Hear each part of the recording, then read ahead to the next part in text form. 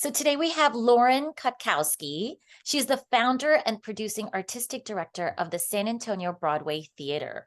Her mission is to bring the New York City professional musical theater experience to the San Antonio community.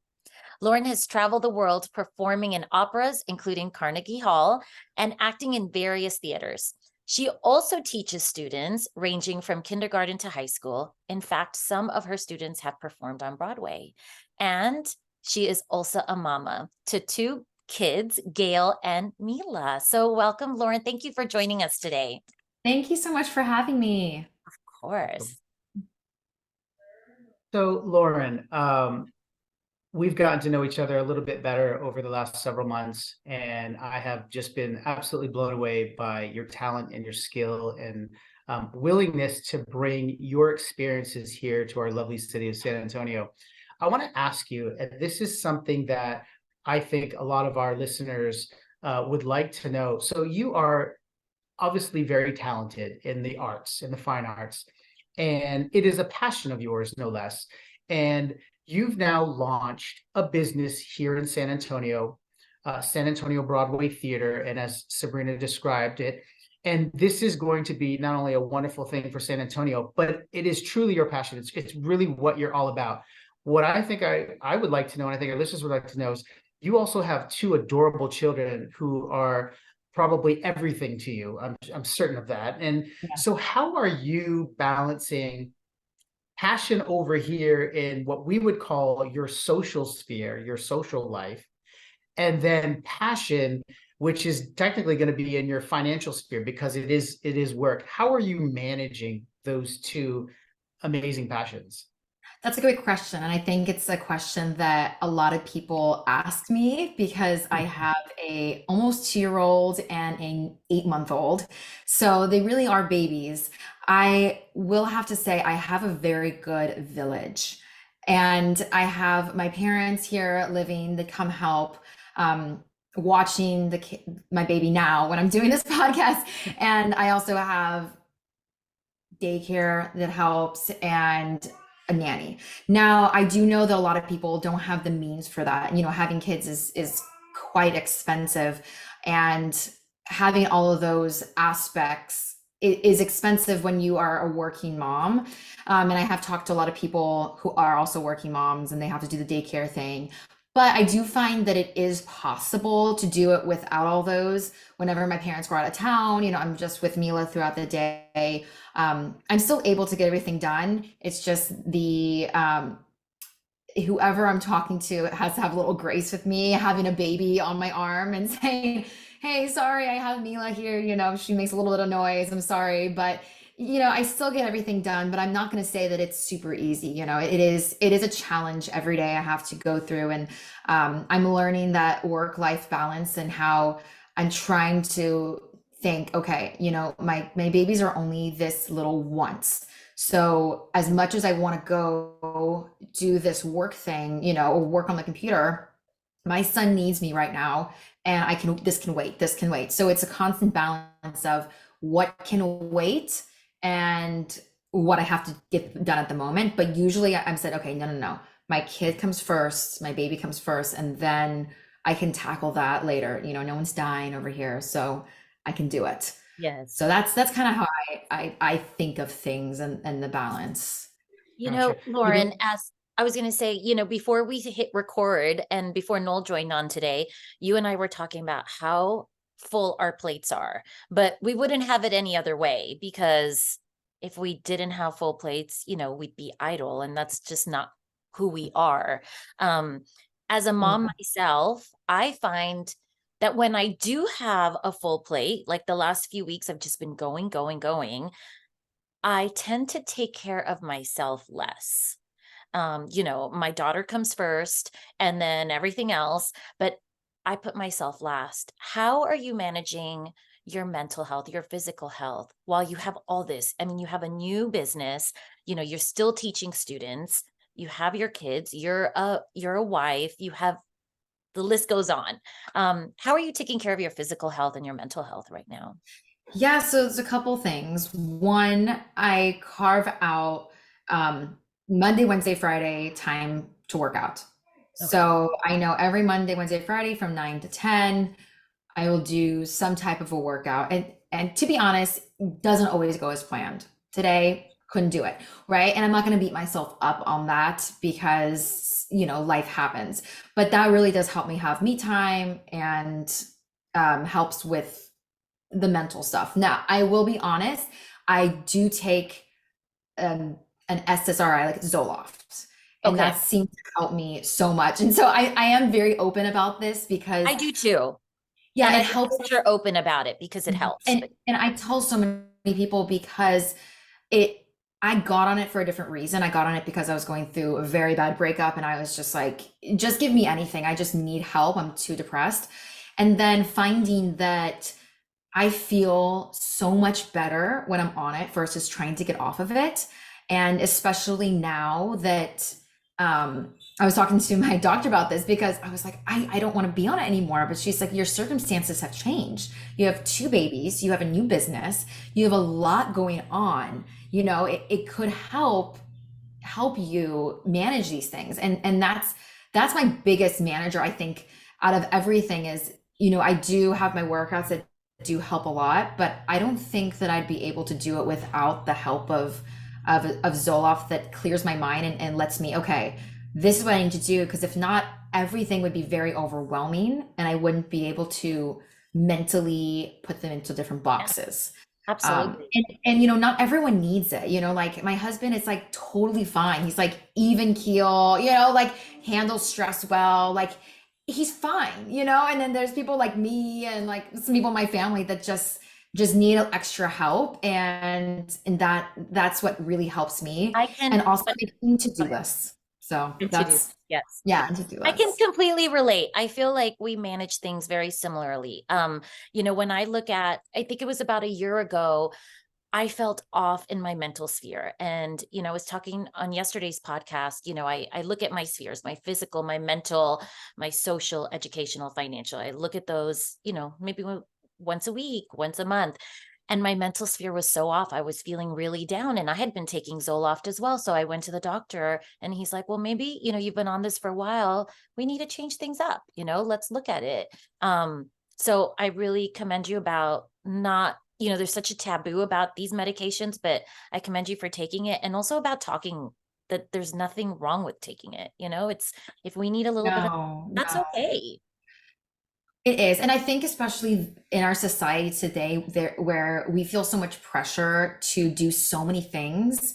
We see on social media these moms that are having 5 kids and they have her job and this and this and that, and you feel the pressure like, well, I need to be doing that, So I think in today's world, we put so much on our plate where back in, I don't even know when, you can just enjoy life and chill, no stress. We have a lot more going on these days where I think a little something is needed. And like I said, not everyone needs it, but for Exactly. people who are on the fence about it, because I refused to go on it for the longest time. I was scared. I was scared of the side effects. I was like, no, I could do this myself. And it wasn't until something happened that I got on it. But if I can tell people, hey, don't be scared of it. Nothing's going to happen to you.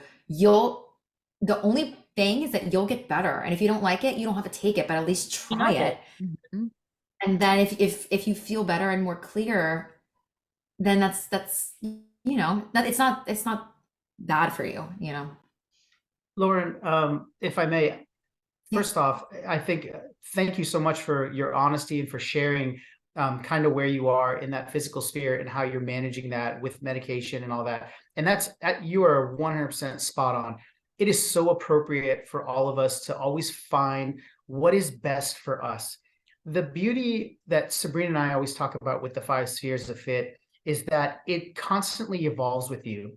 And I know in the questionnaire that we sent out to you, you talked about, well, I have to be prepared. It's the nature of your work. I have to be prepared to pivot and make changes, and nothing's the same. Every day is different and all of that stuff. And I think it's wonderful that you recognize that that is the situation, but that you're actively and proactively finding ways to fit your needs, whether it's a Monday, Wednesday, Friday schedule for working out, whether it's the recognition that, hey, you're not the best at dealing with stress, So let me talk to my physician and perhaps get on a medication to assist me in that. I mean, that's a beautiful thing that you've figured all that out.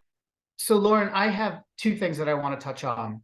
And because I know that you are younger than I am, I'm always interested in how folks are utilizing social media.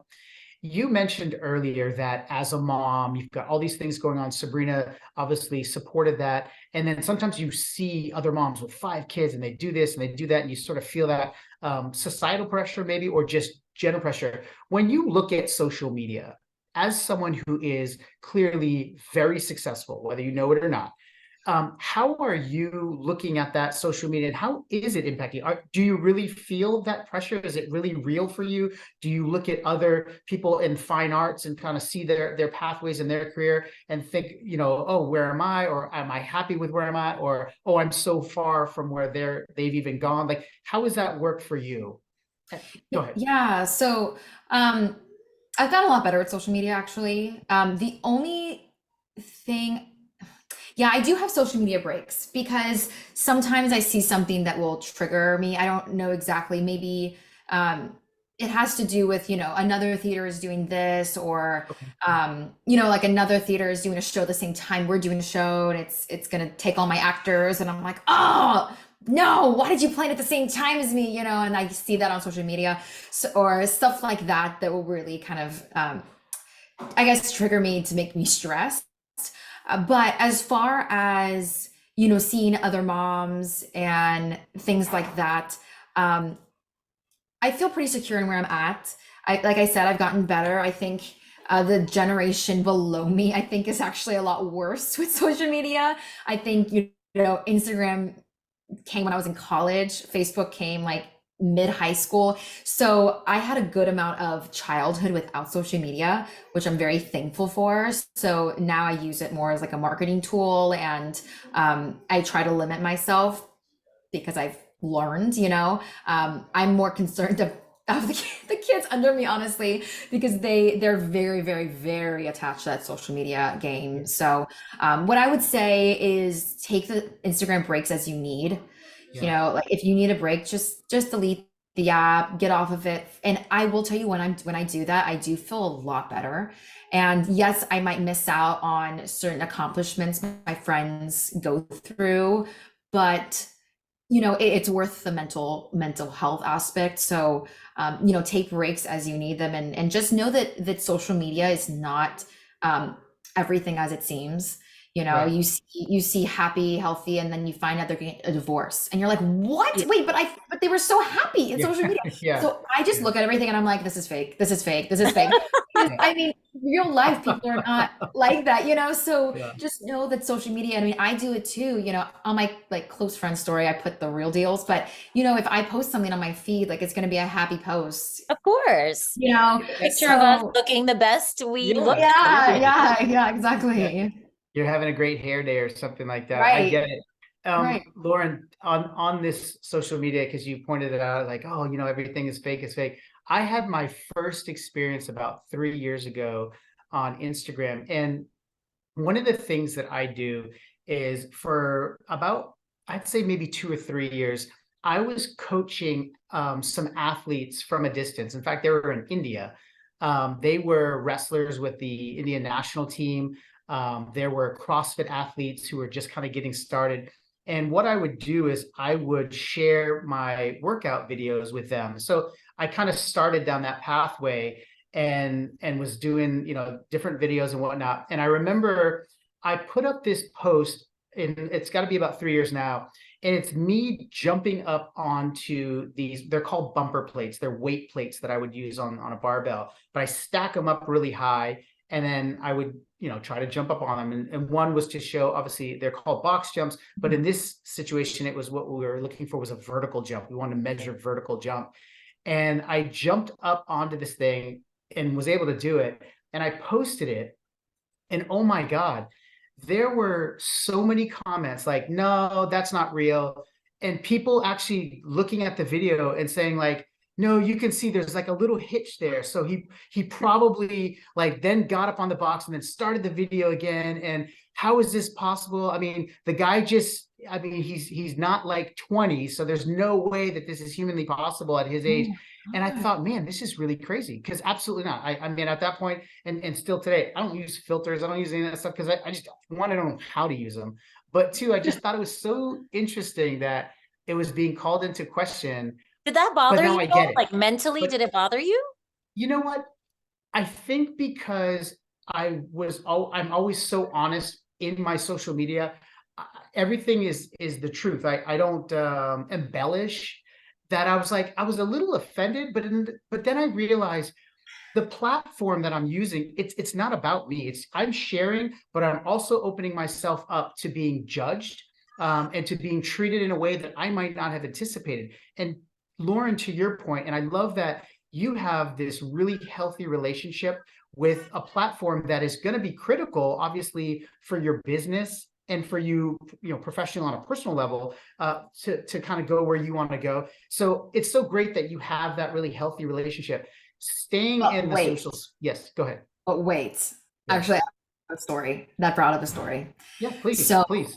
so it wasn't me personally. So thankfully, like I don't post enough on Instagram that people will have controversial things to say. However, as a theater company, we have to be careful what we post, because we did have a post. People want to tear you down for anything these days. Of course. So in the second cast of Annie, we had a little girl, one of my students. She happened to be African American. I was, okay, what do you want to be in the show? What do you want to be in the show? She's like, I don't want to be anything in the show. I just want to be Sandy. I said, okay, are you sure you want to be just Sandy? Yeah, I just want to be Sandy. Okay, so we cast her as Sandy. Now, when the pictures came out, we had someone talk about how, I mean, a long thing about how, we should have given her a better role because she was African American, and that out of all the roles we gave her this and this and this and this whole thing. And I'm like, oh my gosh, how do I deal with this? So I had multiple people chime in because we had to respond, right? But I needed different opinions on how to respond appropriately. So we ended up, saying that she chose that role, and we're very aware. I mean, if you look at any of our other casting, I'm Latina, we're very aware of, Yeah, of course. Casting different color in all of our productions. But that's something that we're ultimately going to run into every time we post a cast, and that, we're going to have these controversies come up that, someone's not happy with X, Y, and Z, So as a theater company, I think social media does get in the way of some things can blow Right. up. That one, obviously, it's Right. I local. remember that. I do too. Yeah. Yeah, I And remember you that. handled And it. Your response yeah, was very well delivered. yep. We did a lot of different surveying Yeah. and a lot of people read it and decided on the best way to come up of that. But that was the first time that someone, said something specifically on something that we've done. So Were you stressed? Like, did you get stressed when you? Oh yeah. I was, oh my gosh, what is this? What do we do? Like that was the first time that happened. Like, what do we say? What do we do?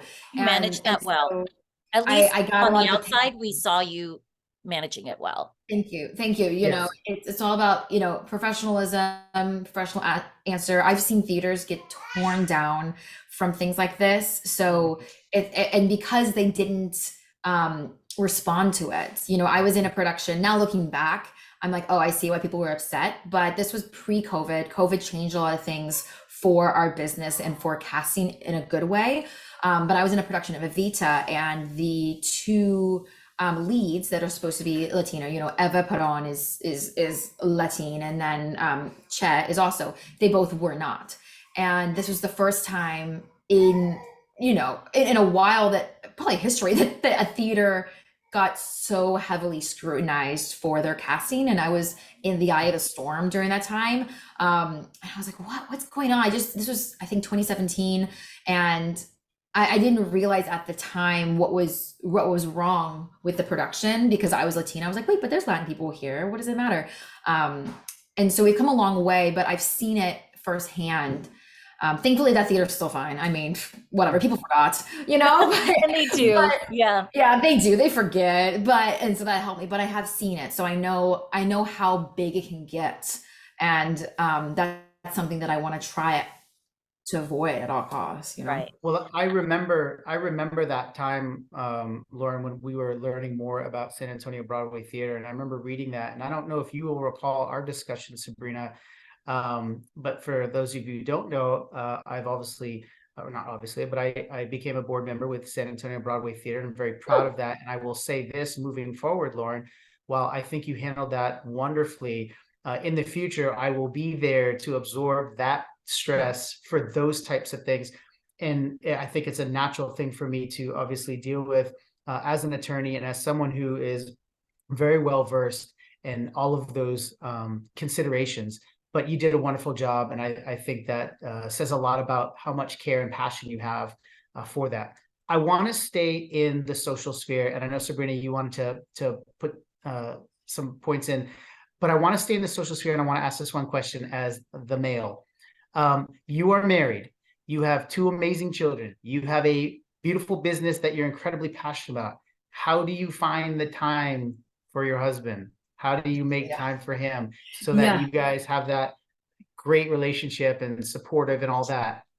Go ahead. So I think we're both very aware of our relationship and nurturing our relationship from, you know, past relationships as well. Yeah, it gets crazy around here, you know, where it's just like, are we, you know, we're partners, and I feel the most secure that I've ever felt in a relationship because I know, you know, he's not going to leave me. He's here as my partner, and he helps a lot with the business, so he understands. But we do try to make it a point once a week, we try to have date night.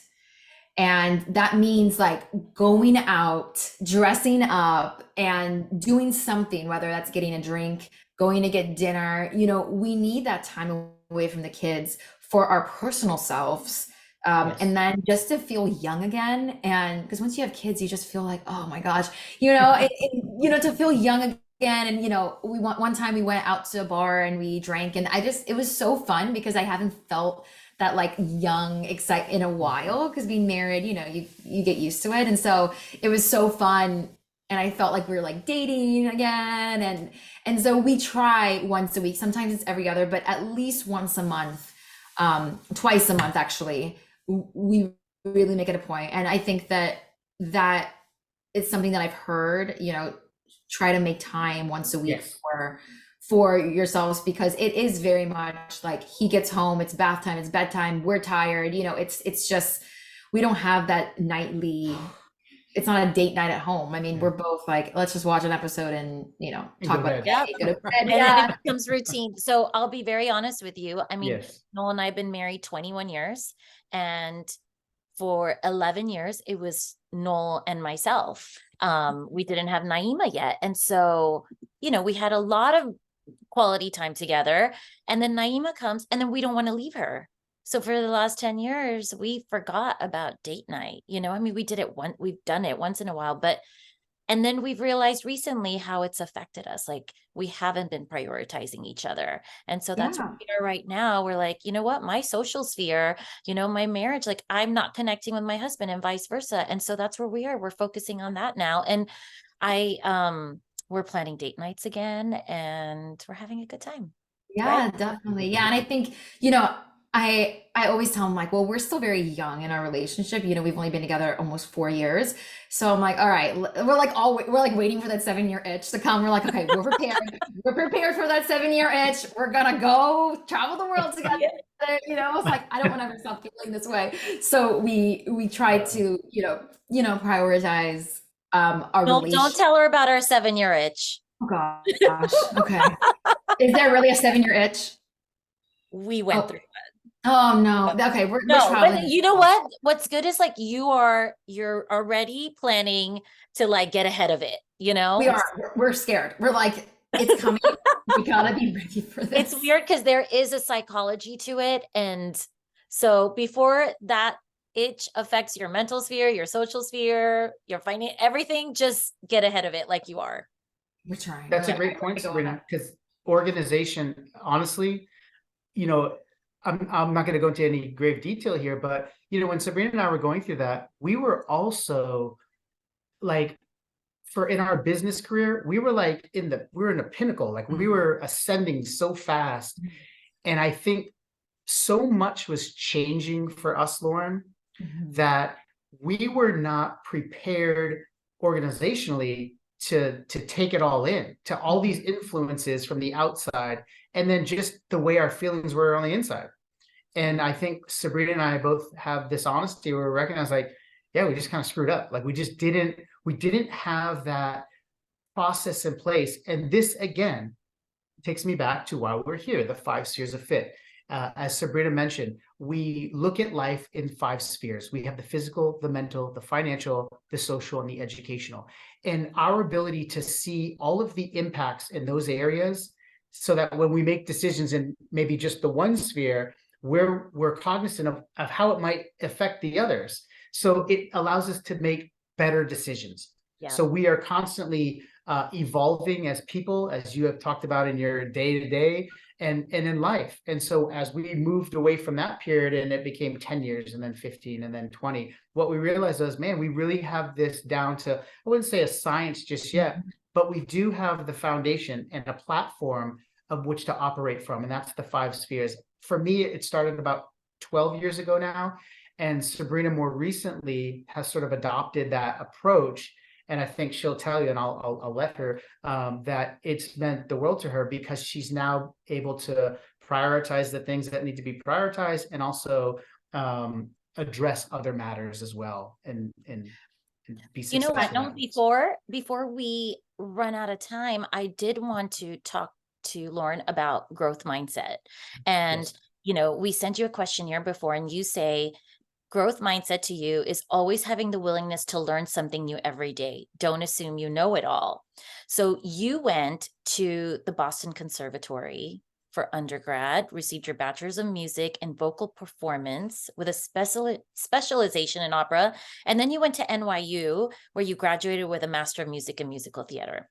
When we first met, you mentioned, you know, it was challenging because there's so much pressure at both schools. You know, you're amongst the best of the best in the country.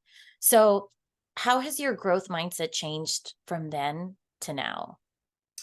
Yeah, so it's when I was going through, of course, you know, you're in that youngest part of your life, you know, like the transition from 18, 19, 20, 21, you know, that's a huge transition you're going through. It was hard, competitive, and I didn't appreciate it as much. Now, of course, everyone's going to say this as they look back, right? But looking back, I'm like, uh, actually, like in my earlier days, like middle school, high school, I'm like, I wish I took time to learn about history, about this, about that, because now I'm learning about it as an adult and I enjoy it. But I always tell my students, like, enjoy the time now, because you're never going to get that time again, and you're never going to learn these things. Now is a time to have fun and learn. And I learn, honestly, I learn something new every day from someone, and I love to keep that mindset, because if you get into the mindset where, oh yeah, I know how to do this, I know it all, then you kind of get trapped, and it's harder to work with people. And if you're not honest about like, hey, I'm learning, I just want to learn this, you know, it can get sticky situations. So I've learned working with a various amount of people, you know, working in the theater, it's all about teamwork and working with different mindsets. And I've had every show, we've had one person that I'm like, oh, they were really hard to work with. And it comes down to the mentality of they just don't want to be a team player and learn from everyone. They just think that they know it all. And so that's kind of where my answer is coming from, that I'm seeing it unfold behind my eyes, that, you know, there are a lot of people like that, and it works a lot better when you're willing to learn from other people and just go with the flow. A teamwork works a lot better. Yeah. I don't know if that answers your question. No, it does. It does. Wonderful. And what it to me, how it relates to the 5 spheres is, you know, Noel and I tell people we are not the expert in the 5 spheres, but what we could do is bring a platform and then bring experts onto this podcast to talk about, you know, specializations or where people can learn, or, you know, real life people going through real life things like yourself, and they can learn from each other. So Yeah, thank you for sharing. That's exactly what I was asking. Oh, good. I'm glad. I'm glad. Noel, any other Yeah, questions yeah. about today? I think you covered it all. I was just so happy and very proud that you agreed to be on here, because I think a lot of our listeners can gain a lot through your experiences. I've said it multiple times here today. You're an incredibly talented young woman, and I think your ability to balance these really big things in life, two children, and your passion, your personal passion, it says a lot about you that you've been able to keep the top on and not fall to pieces. So kudos to you for that, and I'm certainly proud to know you and to see you kind of grow. And you really are living the 5 spheres, because you're placing importance and value into each one of those spheres, and it's showing. And it doesn't mean, and I tell people this all the time, there's not a checkbox. It's not like, oh, I'm in good shape, check, I'm done. No, it evolves with you, because as we age, as we move through life and progress with growth mindset and whatnot, we're learning new things. And so new challenges come our way. And that's a good thing. Challenges get us off of our guideposts. They help us become the best version of ourselves. And I think that's exactly what you're doing, Lauren. So thank you so much for being with us. Thank you. I think this what you've created is amazing, brilliant, and it's kind of the mindset I have, like you said, without specifically thinking in those 5 spheres. I think I just genuinely think of that, like, oh, this part of my life is feeling, a little low. I need help here, or this part of my life. So I definitely think the same that you guys think with your business. So I think it was a good fit for me, because I definitely love what you guys are doing.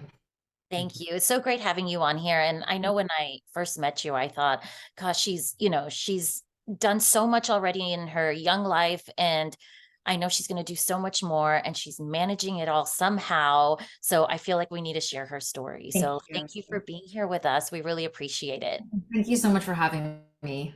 Yes. That's great. And I hope everyone listening enjoyed this episode, and we look forward to having you on the next one. Thank you.